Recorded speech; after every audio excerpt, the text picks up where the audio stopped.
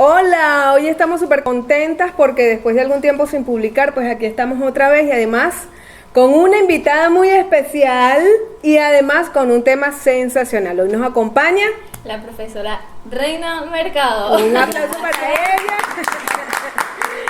El tema de hoy, la depresión. La depresión ha estado así en el top, sobre todo después de la pandemia, ha estado en el top, todo el mundo sufre de depresión, todo el mundo. Entonces, quédate con nosotros para que averigües, escuches y aprendamos juntos de la profesora qué es la depresión, cuáles son los síntomas, cuál es la diferencia entre depresión y tristeza, qué hacer si realmente tienes una depresión, qué hacer si un ser querido tiene depresión, qué puedes hacer, cómo puedes ayudarlo, y además vamos a estar hablando de la depresión posparto. Nosotras somos Rebeldes con Regla. Y bueno, aquí está con nosotros la profe Reina Mercado. Le voy a presentar a Andre porque ella fue profesora de Andre. Fue mi profesora de psicología evolutiva, de verdad una de las mejores profesoras que he podido tener, gracias a Dios. De verdad, súper contenta. Ya la pasó, o sea que no es por... Ya le pasó la materia. Para que no vayan.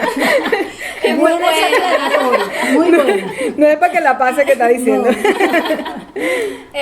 No, de verdad, muy buena la profe. Y la primera clase que tuvimos, de hecho, fue de depresión postparto y la clase súper nutritiva, de verdad.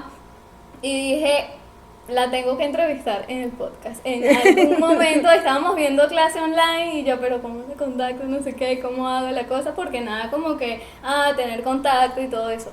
Pero aquí estoy, lo logré después de por lo menos 6 meses, no sé, un año.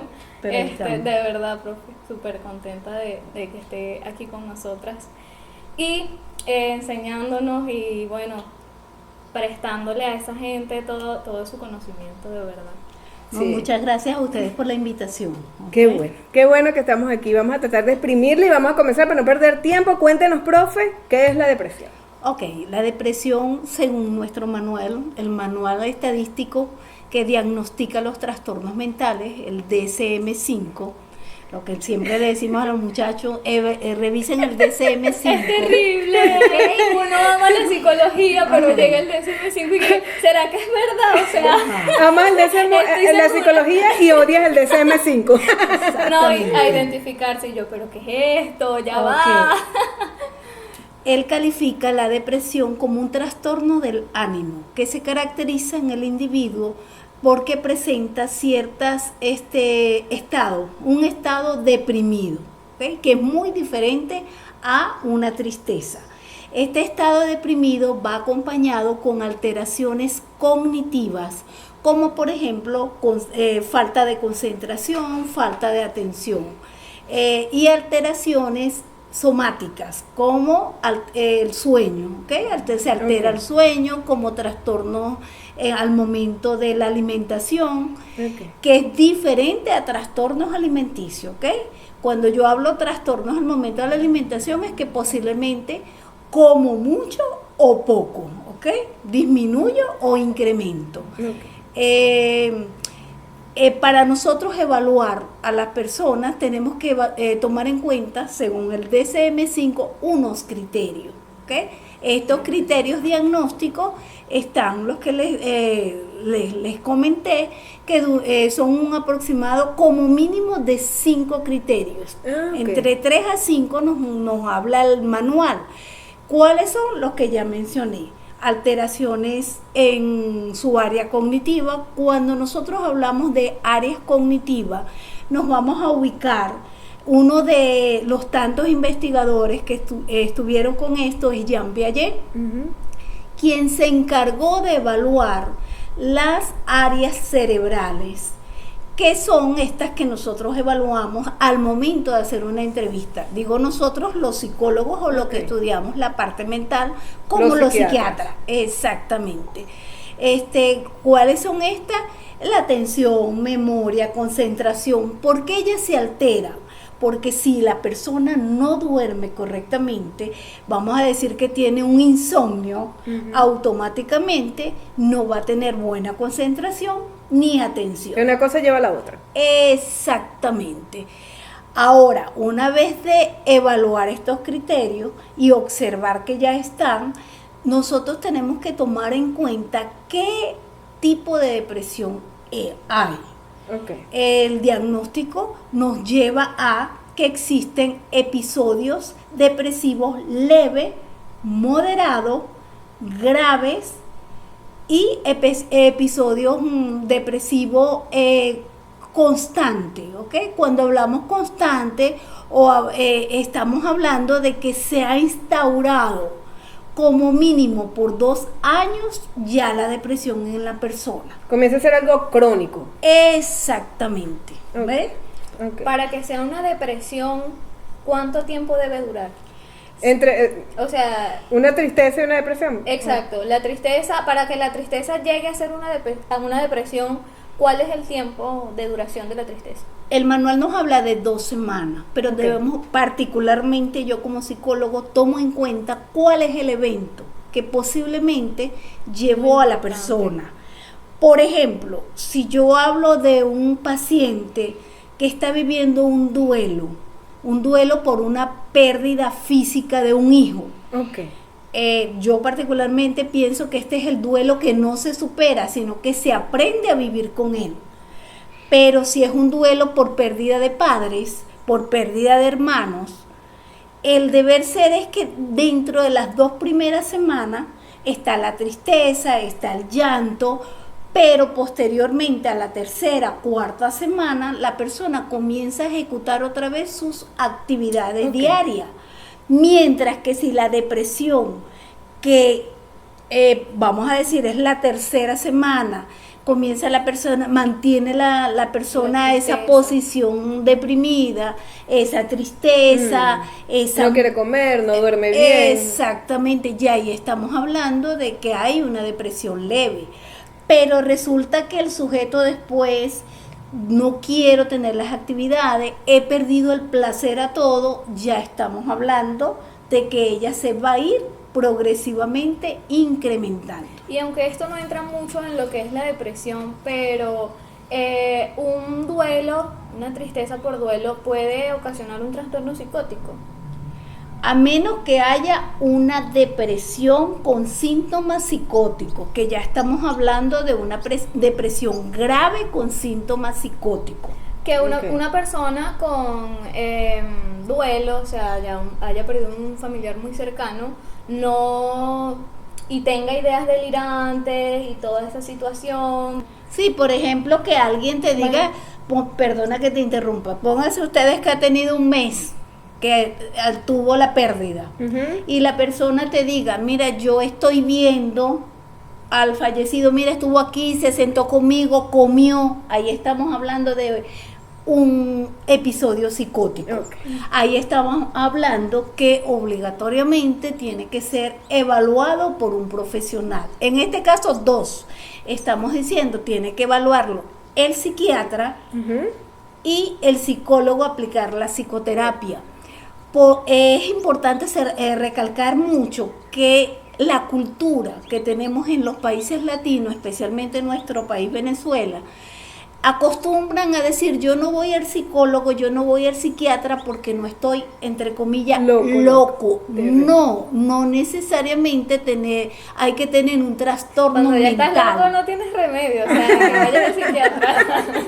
Exactamente, no necesariamente es un trastorno mental, sino que simplemente tengo una alteración, un trastorno anímico que me puede conllevar a futuro a un trastorno mental si no he sido evaluado. Claro. Toda depresión parte de un evento. Por lo general hay un evento, más sin embargo. Un evento que detona, pues. Exacto, sin embargo hay que tomar en cuenta la resiliencia que tiene el sujeto. Cuando hablamos resiliencia es la capacidad que yo tengo para resolver las situaciones. Pónganse ustedes, no nos vamos muy lejos. Nosotros los venezolanos hemos pasado por múltiples eventos. Primero que si la situación de que no había los suficientes alimentos, que si no había la situación de la gasolina, o sea, una cantidad de cadenas de eventos que el venezolano le ha permitido desarrollar resiliencia, pero resulta que a todo esto se le une la pandemia, ¿ok? Entonces, esto puede llevar a un sujeto que al momento de, por decir, un factor personal asociado a una economía, Como la gotica de agua que desbordó. Exacto, pude resolver lo anterior, pero esto fue la gota que detonó. Aguanté las colas, aguanté la luz, Ajá. pero ya la pandemia desbordó. Exacto. Profe, ¿qué hacer cuando un ser querido, un ser cercano, una persona muy cercana, uno nota este tipo de síntomas? Para ustedes que nos están escuchando, ¿qué podemos hacer? ¿Cómo podemos ayudarlos? Lo primero es oírlos, ¿ok? Porque cometen el error. ¿Por qué lloras? Porque estás triste. Pero ya eso pasó. No, cada cero, si hay algo que nosotros tenemos son nuestras emociones. Y yo siempre lo he dicho, afortunadamente a nivel latino y sobre todo en nuestro país, hasta ahora nadie nos ha tocado a la puerta a decir, tiene media hora llorando, debe $20. No, ¿verdad? Okay. Nadie nos ha dicho eso, ¿cierto? Ok, entonces hay que expresar las emociones. Entonces, si yo tengo un familiar o un amigo, alguien cercano que lo observo con estas características, lo primero es oír. Si esta persona manifiesta algún hecho relacionado con muerte, palabra muerte. La palabra muerte, ¿qué pasa? ¿Qué pasa si dicen o insinúan la muerte, la palabra muerte? Es una alerta donde nos está indicando que probablemente este paciente tiene idea suicida. O sea, estamos hablando ya de una depresión grave. Okay. Entonces es importante atenderla a tiempo. ¿Cómo se atiende? A través de psicoterapia, ¿ok?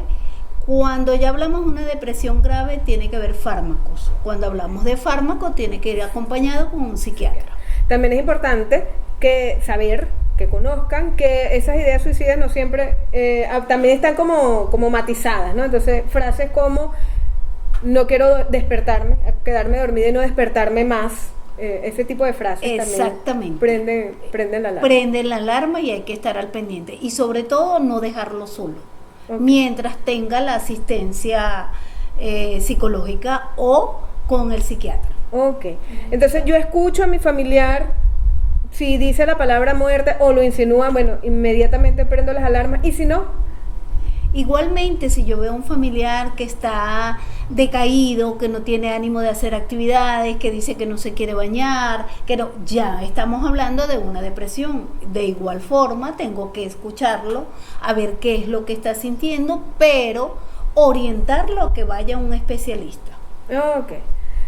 ¿Toda depresión conlleva idea suicida? ¿O toda idea suicida es producto de una depresión?